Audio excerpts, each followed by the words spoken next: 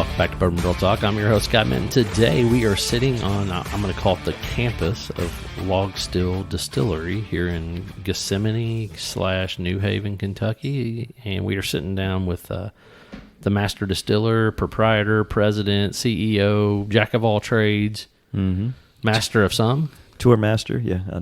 I do damn good tours. That was a good tour. I'll concur. Agree. Mr. JW/Wally Dant. So, Wally. Yes. Welcome to the show. Hey, How's thank it you going? guys. Terrific. Yeah, thank you for being here today. Thanks for having us out here. It's a beautiful facility. Yeah, no, thank you. A lot of hard work. A lot of hard work with a lot of good people. I had no idea what we were coming to today because I had never been out here. And let me just say, wow.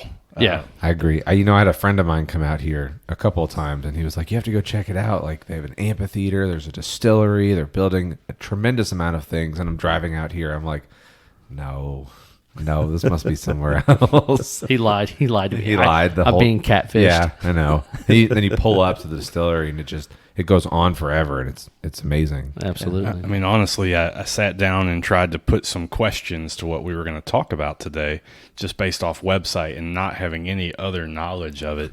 And I think all my questions are bad at this point because everything out here is just remarkable, and there's other things I want to talk about. Right. So after spending some time here with you, the campus is super cool and different from just about any other distillery most people would go to. So for folks that haven't been to Log Still or haven't heard of you or things to that nature, can you tell us about A, what makes Log Still unique, and then B, what makes the whole experience unique? Well, for us, I mean, it begins with family. We were on our old distillery site, or our old Dant distillery site, that my great grandfather owned. My grandfather worked here. My dad was born and raised here, and we grew up here, coming on family vacations and holidays, and running around the old distillery property was kind of second nature to us. And so to be able to come back to the old distillery and kind of resurrect what was here at one point in time, it's kind of a little dream come true for us and our greater Dant family. And why we're unique. I mean, that with my son-in-law, that's a part of all of this, and hopefully my other kids, that'll make us 7 continuous generations of Dants that have been involved in the bourbon industry. And really, when you think about that, and you look at the Beam family, which has had 8 continuous generations, and they're continuing on as well, there's not a whole lot of families from a bourbon perspective that kind of can say those sort of things. And so, outside of being a more family-oriented campus, we've really tried to do something a little different from a bourbon tourism perspective. And having, the tasting room and having a distillery while that's a part of everybody's vernacular with the distilleries these days, we try to say, how do we do something a little bit different than that? We got to build in lodging, and so we've built in bed and breakfasts out here throughout the 350 acres that we have. We've got a fishing lake that's part of the distilling process, but where you can bring kids out, sit on our docks, and fish in our lake while someone else goes to drink our bourbon in the tasting room. Or we've got a train depot that's in the process to where you can take a train out to our distillery and restaurant and amphitheater for music and entertainment. So what we've tried to really do is build something that attracts all sorts of different manner of folk to the Bourbon Trail, and kind of sets us a little apart from everybody else. So what was that inspiration, right? When you look at Dant Crossing as a whole, you've got the amphitheater, the distillery, all the other things going on. What was the inspiration behind that? Was it just because you wanted to be unique and you wanted to put out something different, or? Well, yeah. It would, again, I think when I said it kind of at the beginning, was we wanted to be family oriented, and while certain folks bring their family to a bourbon tour, right? A lot of the younger kids can't participate in that, right? Because of good old liquor laws that we have here. But what we wanted to do was kind of orient ourselves around that for your family to be a part of our family.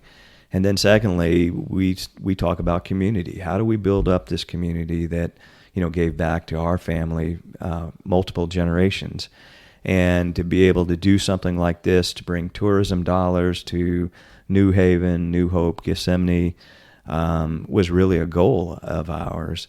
And so we said, how do we do that? How do we make this a destination place where people want to come and spend their hard-earned dollars with us and be able to spread that goodwill throughout the community? And so those were two real significant goals of ours when we set out here. And so that's how you begin to think about how do you do something different.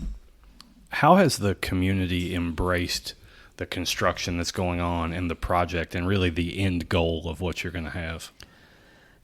I mean, they're certainly excited about it. I mean, they've been very supportive from the very beginning when we announced our plans out here. What we tried to do is hire local people, whether it's from a contracting perspective, building perspective, employee perspective, is hire folks that live in this community to make sure that, one, our money stays in this community. And again, that was a goal of ours. And so they've been very gracious with us. They've known my family for many years, many generations out here.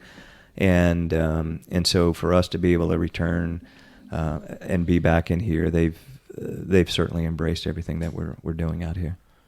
And can you talk a little bit about the water tower aspect of it? Because obviously that is one of the major sites that you see when you come here. And I know that was a key foundation in choosing this location for a distillery. So can you touch on that a little bit? Yeah, so we have our original water tower that was part of the campus. It was built in the mid-30s. And so that was kind of an icon for this whole distillery. You could see it from miles around depending on where you were. And so we were able to refurbish that entire, what they've termed virgin steel. And so there wasn't, while it looked like this picture on the wall when we bought it. Yeah. Right? So you can see all the rust that was associated with it. It was in really fantastic condition for us. And so we were able to refurbish it, turn it into a working water tower again, to where we have all of the potable water for our facility is going to be used in that. And then from an icon perspective, we oriented our entire campus around that water tower. So from an architectural perspective, each one of our buildings is kind of oriented around that, to where that's kind of the central plaza for not only the distillery, our tasting room, our restaurant, but the entire campus is kind of focused around that. So if you go to our event center, you look out across the way and you're looking at that water tower first. Yeah.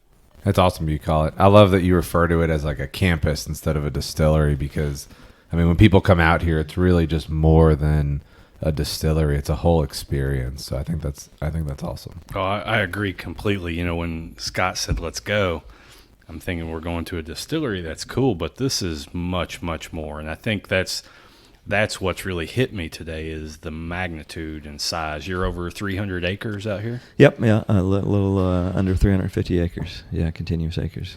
Remarkable. Absolutely. The countryside is just absolutely magnificent. You have the lake. I mean, everything else, the rolling hills and kind of the background of, what I call greater Bardstown area, that type of thing. And just really, really neat and beautiful out here. So, I mean, it's an ugly rainy day and it still looks beautiful out here. I mean, it's a fun experience. 100%. Yeah. I mean, God kind of blessed us with some natural beauty out here, and we tried to take advantage of it. I think you did a good job. We possibly can. Yeah.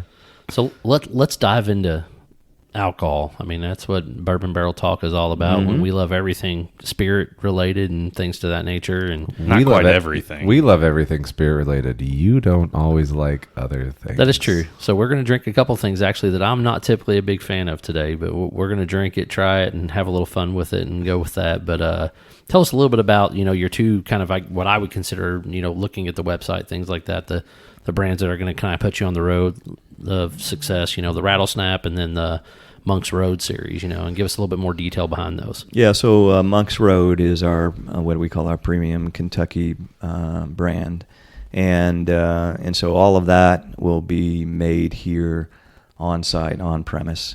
And so the stuff that we have out today, we have 2 gins that we have in front of you, and we have our Kentucky bourbon. And so that line, that Monks Road line, eventually will include our wheated bourbon, a high rye bourbon, and a rye whiskey. And it'll be more of a Kentucky, what we call a Kentucky rye. I think a lot of people refer to it as more of a Kentucky rye. So not your typical 95.5 Indiana rye. And so we'll have more of the corn pronounced in that Kentucky rye. But those will be, kind of that Monks Road series of brands. So our first bourbon that we have that's in front of you today, it's a source bourbon. It's 6 years old. We've only been in existence for really 3 years. So you can't, if you do the math real quick, you go, well, how in the hell did you make a 6-year-old? That's when you're only 3 years old. Magical machine that's back here. That's right. We went in a time machine. This magical you just push a button and it comes out. 6 years. It's great. I mean, the reality is that sourced bourbon, I don't think it carries that same stigma that it carried 5 years ago. Right. And you've come to realize there's excellent whiskey that is being sourced and sent out and just remarkable, but you get to pick the expression that you like, and that's what you're branding and putting out there. Yeah, so for that first bourbon that we came out with, the Dant family has been known for this high rye bourbon for years, since its very beginning, and so what we wanted to do with our bourbon, our first bourbon that we came out with, was to have a high rye expression that we thought would be kind of reminiscent of what was made here, and then really second behind that is really to have it at 100 proof, which we were known as a bottled and bond sort of a bourbon, and so that's why we have this at 100 proof. While we can't call it bottled and bond, right, because we didn't make it, it's not a part of our distillery. It went from one distiller to another. We did want to get it as close as we could to what our expression will be in the future. And so it was really important for us to pick it out that way. What's the MSRP on that? The MSRP is $79.99 MSRP on this 5th District bourbon of ours. So you had a lot of all right, sorry I interrupted you there. You had a lot of history in that name, and we were talking off mic here, but Monks Road, 5th District, and Cold Spring Distillery. Can you give the history of those 3 items? Yeah. So the 5th District is an old taxing district here. The government used to have an old taxing district, right? That used to be the 5th District, which included Louisville all the way kind of through central Kentucky. And so as a part of our sourced bourbon series, we wanted to have it a name, provided a historical name, along with our historical family. And so that 5th District was a way to pay homage to all of the old distilleries that used to be in that 5th District. Like, for instance, around where our distillery was, pre-Prohibition, there were 11 distilleries within about 3.5 miles of radius of where our location is. And so as we come up with new bourbon from a source perspective and the different expressions associated with that, we wanted to have a different distillery name, an old distillery name that has gone out of existence. And so our first one was called Cold Spring, which is literally the old Cold Spring Distillery was, 500 yards down the road from where we are right now, across from our distillery. And that Cold Spring Distillery was founded by another Dant family member. So Joseph Bernard Dant was his name. He was a son of Joseph Washington Dant, and he founded that. Well, the famous bourbon that he used to make there was called Yellowstone, and which is certainly made today by the Steve and Paul Beam, but it was an original Dant bourbon, and it was made here at Cold Spring Distillery, and the spring is still running today. We're actually going to use that for our finishing. For our proofing and finishing of our barrels and bottles. in our new distillery. That's awesome. And the label is very unique, and there's lots of, there's lots going on there, and explains the whole story. So I think it's really great to be able to understand that. I mean, like they said earlier, you've got Monks Road on there, 5th District, Cold Spring, and then you've even got a little Latin up there, Sole Dio, which is also fun. Mm-hmm. It's a neat label, that's for sure. Yeah, we're a good Catholic family, so we procreated a lot. So we've got a lot of cousins out there. Happens. It happens. And so as a part of that, right, why we wove in, into the Monks Road, we wove in some of that heritage of ours. Yeah. I think the history part's awesome. Just enjoying bourbon is one thing, but, investigating, checking out where the origin of a name or the distillery, or finding out where the water comes from a spring. Those are just, the geek in me likes those things. Mm-hmm. Right. So let's dive a little bit more into the gin products. I know that that's part of the series, and you've poured us a couple here. One you said was kind of your straightforward gin, but your take on it with different botanicals and things like that. And then you have one that's aged, and give us a little bit more detail behind that.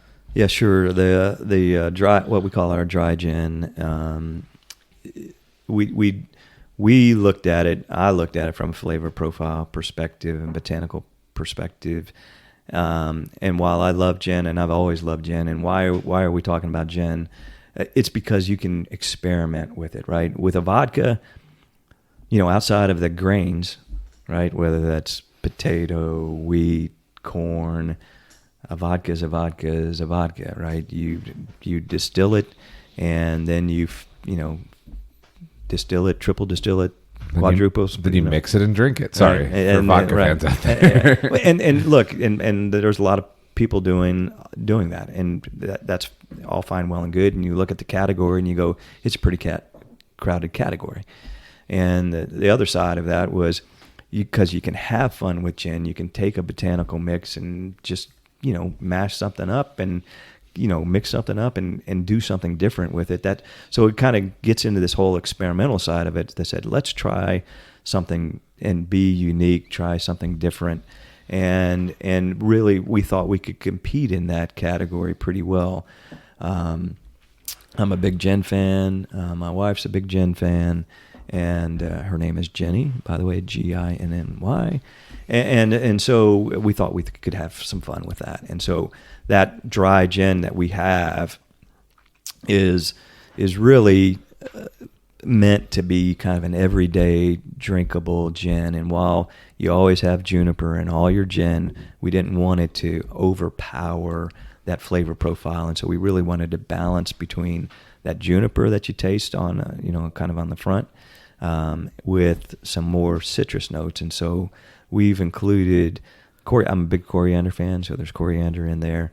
But we've got some lemon zest, orange zest, and kind of watermelon rind in that dry gin. So I really like this gin, and I know it's supposed to be a London Dry, but it doesn't have that normal bite that you would assume is in a London Dry gin. Right.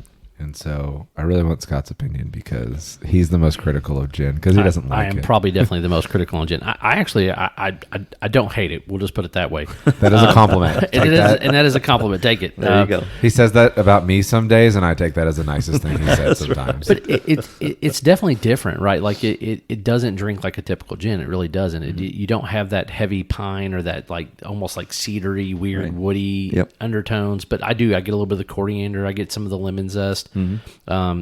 It's actually really smooth. I could definitely mix this with something else, and I think I could really enjoy it. I would drink it like this. It's good like this. You're a gin drinker. No, I'm not a gin drinker, but it's good like this. And the alcohol, it's like 86, I think 86 proof. And so what we wanted to do is hopefully make it stand up a little bit in a cocktail, and so that's why we got a little higher proof point. I bet it would mix well. Yeah. I would drink it neat. Yeah, I don't know that I would add anything to it. It's a beautiful expression. Does not need the tonic. There you go.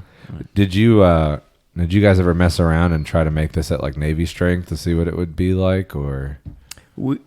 Did you call it Navy strength? Yeah. You're going to have to explain that to me. I'm not So like Navy strength gin is probably going to be in your upper like 120 proof and higher gin. And so that's what they typically call a higher proof gin is Navy strength. not cask strength.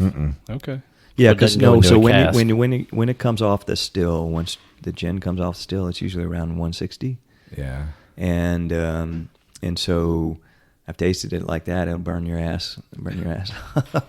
Yep. It'll put hair in places hair doesn't need to be. In Scott's place, it might help him out a little Hey, bit. that's right. I'll take hair. But- So that's why you don't have any hair. Right, There but it's not from gin. I can tell you that. So, but Navy strength came from obviously the sailors would right. want their gin at a higher proof because they couldn't drink it at 160, so it was tolerable to them at 120 ish, and I think that's where that came from, and it just stuck. And so, if you kind of see a higher proof gin on there on the shelf, it'll say it's at Navy strength. Yeah.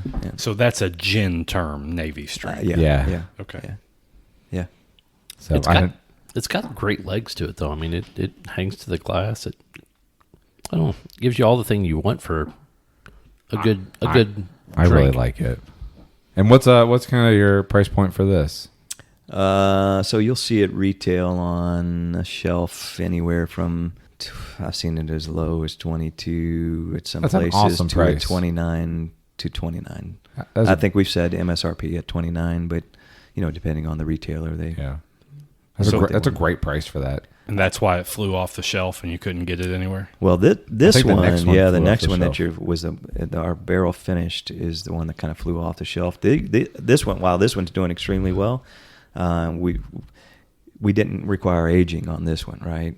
But on our barrel finished, we require aging, and so the demand outstripped our aging. And so can you tell us a little bit about the barrel finish gin, because I'm really Yeah. excited to try this right now. So a different botanical mix in this one than our dry gin. And while we certainly have the juniper notes that you always find in a gin, and there's some coriander in there as well. There's some grains of paradise in this one. We actually put cranberry as kind of the forward fruit in this one, because we thought it would pair extremely well with our wheated bourbon barrels. So we take used wheated bourbon barrels of ours, put this gin in there at 160 proof, and let it work its magic over about 5.5 to 6 months.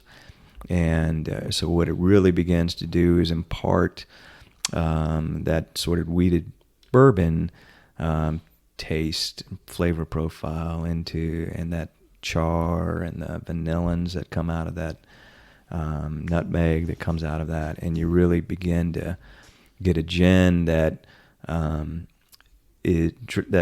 what I think anyway, what we think is that it kind of drops that juniper off pretty quickly, to where then you get that nutmeg, that winter spice that kind of comes through in this gin. So two things with this.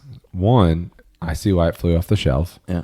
Two, it's a very interesting transition for bourbon drinkers to go to a gin, because you get the incorporation of both aspects of some of those wood sugars from a barrel into a gin that doesn't have that bite in there that people are afraid of. It's like when you drink scotch and it's too hoppy, you kind of stay away from it. If gin has that bite, people stay away from it too, but this kind of mellows it out.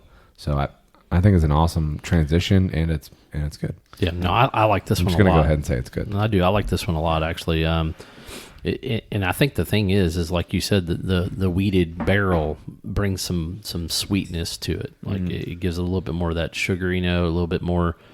Yeah, those we chose caramels and not to use like a high rye bourbon or anything like that, because I just didn't want that spice to come through necessarily. And I think Matt said it correctly, when there are a lot of people that come in here and go, I just don't like gin. I don't like the flavor of it. I got drunk on it when I was 19 years old, and I never went back to it again. Vodka. tequila for me. Fireball. So I'm a little concerned here for myself that I've enjoyed both of the gins. Yes. And I've had one other gin that I liked, and I really liked Rabbit Hole's gin. Yeah. I thought it was a pretty good flavor to it.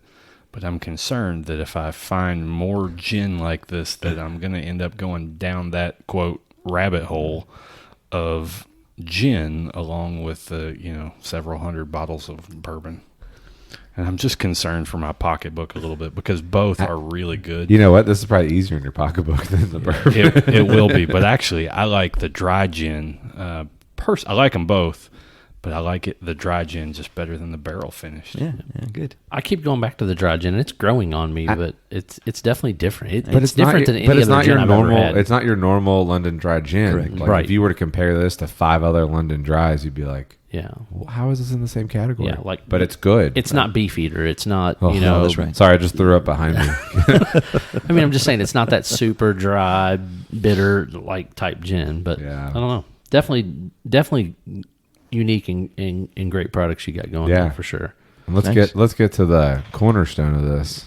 Yep. Is that right? The bourbon's the cornerstone? It is the cornerstone. That is what we do, right? That's what we came here for. And while we love our gins, our mainstays are going to be our bourbons and whiskeys. And so this first one that we have, our first expression of that is this Cold Spring Distillery sort of series of ours under that Monk's Road label. And again, we wanted this one to kind of mimic what we think our expressions are going to be, a high rye bourbon. So 75% corn, 21% rye, and 4% malted barley is the mash bill on this. It's 6 years old, a little over 6 years old. Our barrels are getting ready to turn 7 years old in about 6 months from now. And so this number 4 char is on this one. And we think it's just a great expression of our family, what we used to do as a family together, and kind of what we're going to be producing here on campus. It's awesome. Was there a mash bill you were going for? Did you match similar? Was it really close to what was historical family? Yeah, so we were in that higher 20% range, more so than this one, and but the flavor profile that we have. You can taste that spice that comes through this. The master distiller that actually I know personally, he talked to us about our stuff. He came down and had some of it.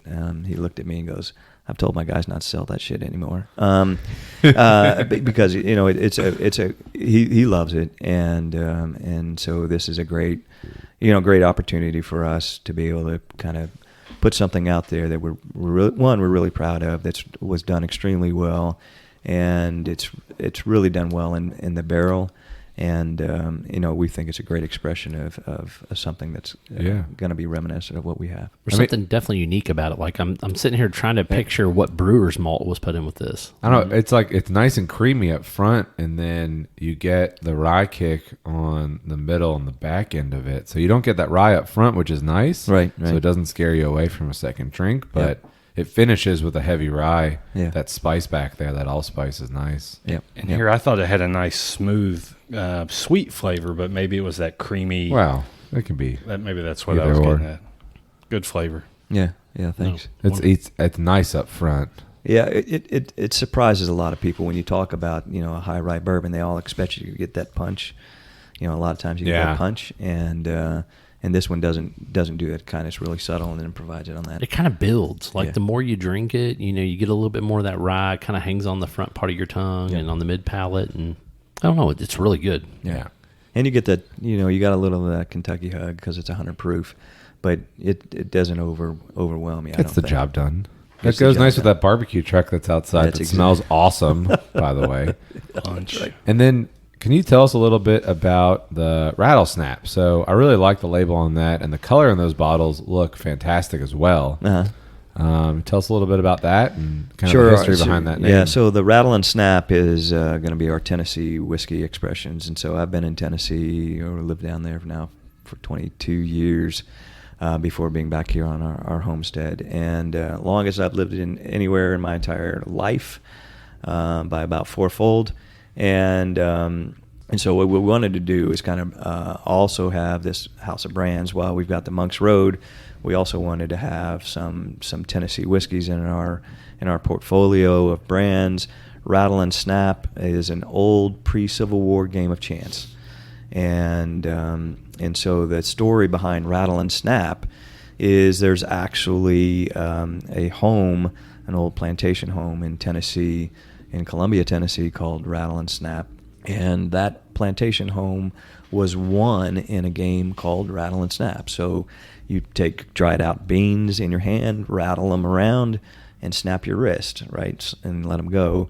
And then we don't exactly know exactly how it was done, but it was a game of chance. And so for us to be able to kind of use and utilize that Rattle and Snap in that game profile, about taking a chance and saying, hey, here's a Kentucky distiller that's making some Tennessee whiskey, and they're going to have fun with it. We're going to do some flavor profiles with some of that Tennessee whiskey, and be able to bring different expressions out for maybe the early drinkers, right, that haven't had bourbon and or traditional Tennessee whiskey, but want to start out with a different cinnamon whiskey with honey, or a honey profile. And so we thought we could have fun with that, and that whole Rattle and Snap brand would allow us to introduce those drinkers, early drinkers, young drinkers, to a different thing, and then as they move along in their flavor profile, move up to the Tennessee whiskeys or our Kentucky bourbons. That's really neat how it's got a little backstory with the game and stuff. I guess if it was Indiana, it would have to be Euchre and Buzzed. I love Euchre. I do. I love Euchre too. Well, you said you were from South Bend originally, so I figured you had to know what Euchre was. That's so exactly next on Bourbon right. Barrel Talk, we're going to play Euchre. Wait a There you go. second. Is it a bar or a bower? It's a Bower. Oh, the right and left Bower. God. Yeah, we It's call always it a Bower. Bower. Listen, I'm not even from this area. I know what it is. From way up north. Really? I like that we're here in your administrative office, and it sounds like the band is checking out. They're They're checking I know, out they're some gonna stuff. check. Oh yeah, We're going to have a great time after this. I was like, what on earth is that sound? And then the thought literally just occurred. I was like, oh my God, the band is doing some kind of mic check over there. Yep, So yep. that's We're doing awesome. sound checks. Yep. So crazy. Yeah, so Rattle and Snap looks cool. I mean, you got the white label and the dark one, so. Yeah. Thanks. So I know you spoke a little bit to kind of the mash bill that you're going with. Is there like a historical mash bill that you really prefer or that you really love, that's something you'd like to maybe bring back or do something with as you guys expand? Yeah. So Lynn Dant, my cousin, that's in as a part of this. She and Charles, but Lynn, her dad kept her grandfather's old journals, right? So he had run this distillery called Danton Head, and he kept pretty meticulous notes, journal notes, and so she discovered those in the past. It's the band back there. It's so excited. It got our microphones and headphones too excited as well. So she had these old journals, and so we've got the old mash bills from the old distillery that we're excited to try in our new little experimental, what I call our experimental still, that's a part of our tasting room. And so we can do it on a small scale in there, be able to see what it was. We know the yeast that was used here on property. We actually know the old mash bills of the Dant family here. And so to be able to replicate those sort of things with the water that we have here, our old lake water, which will be what we use for our distillate, we think we can come really close to replicating what was actually done on the old distillery and be able to bring that back to light, almost 50 years later. Now, I meant to ask this earlier, but I know you guys are going to mimic the mash build for the Monk Road release. Mm-hmm. Are you going to mimic a mash build and kind of create one that's similar to Rattle and Snap, or just kind of let that be a one and done? Yeah, so the Rattle and Snap, to be a Tennessee whiskey has to be made in Tennessee. Right. And so we've got a distiller down there that will continue to do that for us for hopefully in the long foreseeable future. That's awesome. Right. Yeah, it's great to have that variety. And we've got there's a lot of great folks that make great whiskeys and bourbons in and throughout this whole industry. And we've partnered with some folks here in Kentucky while our distillery is being built to make our our stuff today, and you guys know them well, and they're just great folks to be with. That's the wonderful thing I think you find in the bourbon industry that I haven't found in any other industry that I've ever been a part of, whether that's been healthcare or insurance or any of those things that I've done in the past, is that there's a lot of collaboration in this industry, and people are very open and honest with you about their experience and what they like to do and like to see, and so that's been a great boon and blessing for us. Yeah, 100%. We talk about the camaraderie all the time when we meet with different distillers and things to that nature. So I was shocked at how nice everybody is, really, to everybody. I know somebody was telling a story one time when Heaven Hill had their fire, how many, Maker's Mark and, everybody else kind of came in and was like, hey, how can we help you guys, Right. So, Yep. So we know there's tons of barrels that are going out, in the state of Kentucky and things to that nature. So people can kind of get a better idea of, the scale you're going to be working with once you get up fully functional and running. About how many barrels do you guys think you'll be laying down monthly, weekly, that type of thing? Yeah, so on a month-to-month basis, you're looking at probably a little over 1,000 barrels a month. We'll have a 24-inch column still. We'll have 12 fermenting tanks here as a part of that. So you're looking at production anywhere from 14 to 16,000 barrels a year. We'll be able to produce at our distillery. We could produce more, but we're only going to run 2 shifts, not 3 shifts. We really we value family, and third shift is pretty hard on families. And while I'm sure there's a lot of people that like to work third shift, we're just not going to do that at our distillery, and want to keep it that way, because again, we're trying to build community and family here, and we feel like while third shift it is, for all the people that do it, more power to them. We just don't want to do that here at our place. So, quick question for you. So, along with this lineup, do you all plan to add that more Kentucky rye to it as well later on down the road, or? Yeah, we'll have that Kentucky rye that'll be run out of our place as well. We're looking forward to that, because that is another place where you can have fun, right? Check out the mash bills, do different mash bills on that rye bill, and so we're looking forward to having fun, experimenting around on that one. So Monks Road, is your all's bourbon product, things moving forward. Single barrels are kind of the new hot thing. Everybody wants to get a single barrel, wants to have a single barrel program. How do you all see you guys filling that niche market, as it continues to grow and get more, I guess, widely spread across the U.S.? Yeah, so, and of course, you guys, as we all know, we're kind of sourced right now. So all of that product that we have from a source perspective, we've got to be cognizant of how much we have and what states that we move out in from a distribution perspective, and how do we grow appropriately, and how do we provide folks that want a single barrel program with that single barrel program. And so I think you'll see us, like the second year that we're out in the state of Kentucky, have a single barrel program for our retail partners that are out there, or our on-premise partners that are out there. But we want to make sure that we continue to have supply as well. And, I don't know if you guys have heard, but it's a tight market on aged bourbon barrels these days. And you want to continue to have some sort of consistency out there with that, and make sure that your partners, whether that's in Kentucky or Indiana next year, and Georgia and Tennessee next year, have enough from a supply perspective. And so there's a balance out there that we're trying to maintain. But we'll have a program that'll probably be kind of second year programs for every state that we kind of go into. So right now you all are just distributing in Kentucky, correct? Yep. Yes. Okay. Kentucky only, as they say. And the next big question is, obviously with bourbon, there's one drink that comes with it that I think is becoming ever really increasing in popularity is. So where do you see yourself going in the rye market? Well, we'll have our rye product, our Kentucky rye product will come out in 2024, right? So it'll be a 4-year Kentucky rye when it comes out.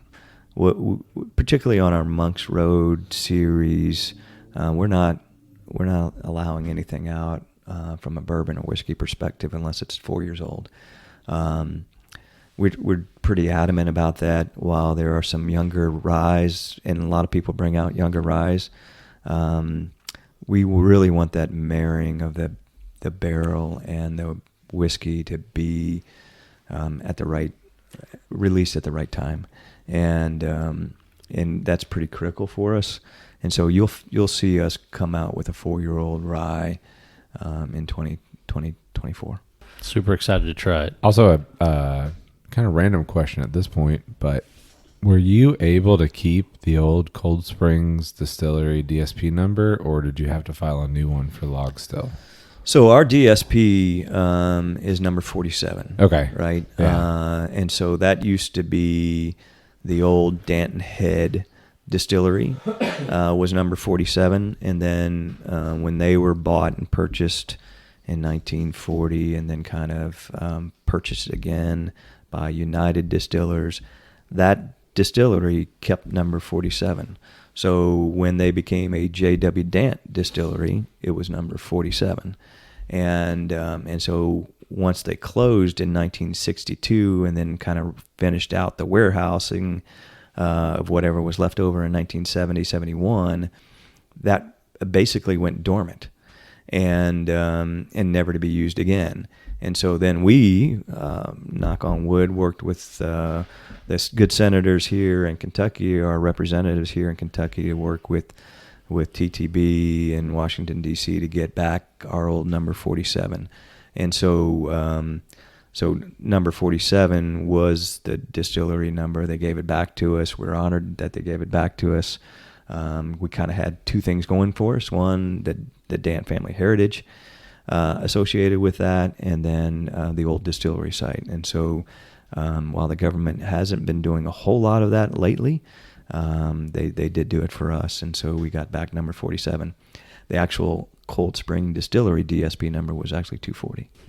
All right, I got a question for you here. As we've talked about drinking gin neat and bourbon neat, how do you like it? Is it neat on the rocks, in a old fashioned, a Manhattan, something else? So I'm generally a rock sort of guy, because I think water brings out flavors, and so while I will certainly taste it neat and I can drink it neat, my preference is to have it with some ice, but just because I think it brings out flavor profiles. And while I know that there's a big rage these days on barrel proof, I'm a big fan. If I go to Jack Rose in Washington, D.C., which is one of my favorite restaurants of all time. Great restaurant. It is a great restaurant, but a great list of bourbons, right?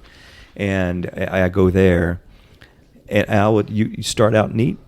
They bring eyedroppers out to you, right? And then they bring rocks out to you, and to be able to taste those older antique bourbons and or whiskeys is hopefully you'll see us do that here in our restaurant as well. They give you the eyeglass tops too, so if you ask for them. Yeah. But I mean, so I used to live right outside of DC for a long time. Did you? All right. But did you ever go to the Speakeasy in Jack Rose? Oh, downstairs? Yeah. Oh, it's pretty awesome. Now, how awesome is that?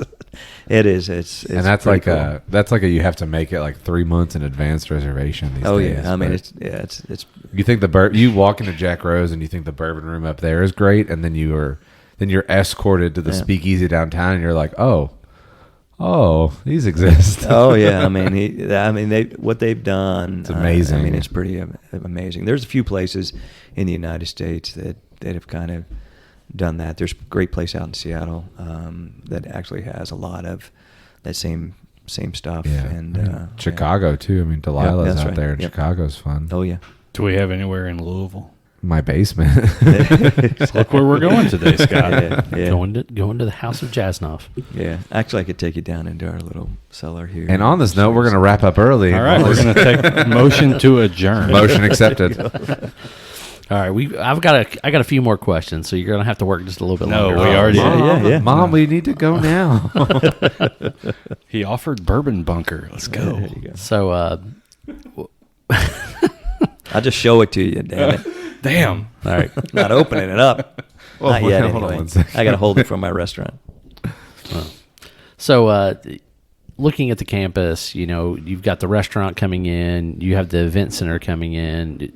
The future looks bright. So, what are the other plans, if anything, outside of what you've already got established that we see in the near future for Logstill? Well, I think I talked a little bit about it before. We've got that train depot coming in. We're going to have an overnight train car that we actually have bought and purchased. We're working with the Kentucky Railway Museum, for those of you guys that know where that is here in New Haven. We're on their rail line. And so when we can bring out, a group of folks that want to spend, the night on the train, we're working with them on that. So that should be up and running. Hopefully no later than kind of May, June timeframe of 2023. That'll be a really unique experience. You'll be able to come up to our restaurant, have a great dinner, go back and sleep overnight on that train car. That there's nobody else that does that. And so in that, you come in, see a damn concert, get on that train car. There are going to be some things that we think kind of set us apart from everybody else. The train on the tour today, as you were driving us around, to me, that is one of the most exciting things to think about, the very different opportunity to come here via train or to stay in a train car and just have that experience. Very neat and historical. For sure. Yeah. It's also cool that the train takes you by the old distilling process as well. So the old fermentation tanks are out there, and you guys preserve those really well. So to see that as part of the tour as well is a very unique experience. Yeah, and while we don't have a whole lot of what was the old distillery left here, we think as a part of that experience, we're going to hopefully have this kind of this virtual tour that says, hey, this is where you're standing, right? And you're standing in the middle of the old fermenting tanks. You'll be able to pull it up on an iPad and kind of visually look at where you were in the old distillery. And so we think, again, that's going to be, again, something that's unique to us. And, but we've got a number of old distilleries out there. I mean, if you go look at the old Buffalo Trace, the old Ancient Age plant, I mean, that's a beautiful old expression of what an old distillery is, or Barton's, or Castle and Key, and so and they've got more buildings left certainly than we do, but it's important to talk about history, and bourbon is history. I mean, bourbon is uniquely American, and it's really uniquely Kentucky, and to be able to say that we're part of that and have been a part of that for generations is we think pretty special. So last question before we wrap this up. I've never had a distiller tell me that they prefer to make rye whiskey, but are you a bourbon or a rye guy? If we're going to have drinks at your house tonight, what are you pouring? You will have It's not an if. We're going to that bunker in a minute. You will have bourbon. While I love rye, I'm a big rye fan, but you will have bourbon. All right, see you later. Good deal. So for folks that want to come out and visit Logstill and they want to find out more about you guys, do you want to lay out, how do they get here? What's the best way to contact you guys? And then yeah, you can go to a couple different places. You can go to logstilldistillery.com and find us, all the information on us there, how to get here. It's an easy drive from like Louisville or Southern Indiana. It's about 45 minutes to an hour, depending on traffic in downtown Louisville. If you're coming across the Sherman Minton, you might as well forget it. Right now, I think that's right. But it's about an hour outside of Louisville.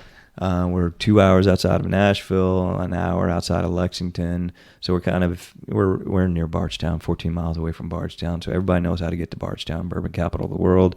And then you just point yourself to to our distillery from there, and it's about 14 miles outside of there. All the social medias, Facebook, Instagram, Twitter, all that good stuff. Facebook, Instagram, Twitter. I think you're soon going to find us on Snapchat. I think I've got a number of staff that really want to kind of do the Snapchat sort of thing. So you'll find us having some real fun on that media as well. My kids, that's what they live on these days, and so I think you'll see us kind of hitting that group and group of folks there as well. And yeah, so we're really trying to do some things that are uniquely us on there, and kind of point to who we are and what we're all about.